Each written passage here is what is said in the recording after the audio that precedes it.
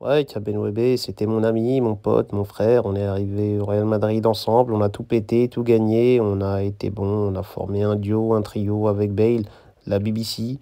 Il m'a aidé à avoir plein de ballons d'or, à essayer de rester au top et de concurrencer Léo Messi. Voilà, Léo Messi aussi a été aidé par Neymar, Suarez, Xavi, Iniesta, plein de gens.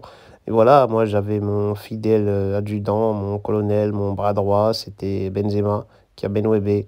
Voilà, il a toujours été bon, il a toujours été fort. Je pense que je lui ai apporté comme il m'a apporté. Je pense que même peut-être il m'en a plus apporté puisque voilà, moi je l'ai apporté de la confiance, de la force, de la rigueur, du travail. Lui, il m'a apporté des buts, des passes D, beaucoup de choses pour que j'atteigne mes objectifs de Ballon d'Or. Et pour ça, je lui en serai éternellement reconnaissant. Je n'oublierai jamais ce qu'il a fait pour moi. Quel coéquipier ça a été, quel leader, quel grand joueur ça a été. Et ce fut un plaisir de jouer avec lui. Aujourd'hui, notre relation est un peu différente, voilà, elle est un peu dégradée. J'en suis entièrement responsable puisque voilà, c'est moi qui ai pris le seum. Je l'ai vu porter l'équipe quand je suis parti, je l'ai vu devenir une légende du Real Madrid, devenir un joueur important, porter l'équipe à lui seul et gagner un ballon d'or, le ballon d'or peut-être le plus mérité de l'histoire. Et c'est vrai que j'ai eu du mal à accepter, j'ai eu du mal à accepter ce que je voyais, j'ai eu beaucoup de tristesse, je me suis dit c'est pas normal, c'est pas possible, pourquoi il fait ça, pourquoi il a ce niveau, pourquoi il atteint cette puissance phénoménale. Je me suis senti Vegeta dans Dragon Ball Z qui regarde Goku devenir un super guerrier et j'étais dégoûté.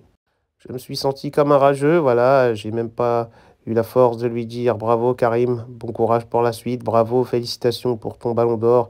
Tu es un joueur légendaire, tu es une icône, une star, une légende, c'est incroyable ce que tu as fait, tu rentres dans l'histoire. Je n'ai même pas eu la force de lui dire alors que lui, il a toujours été là quand j'ai eu mes ballons d'or, il m'a aidé à les obtenir, il m'a toujours dit bravo, félicitations.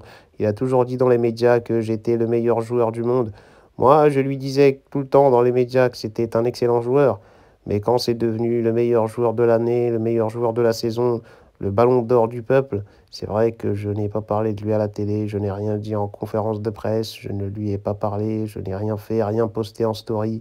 C'est vrai que j'étais dans ma rage et ma haine et mon seum. J'étais en Arabie Saoudite, j'étais âgé, arthrosifié, j'étais en perte de vitesse.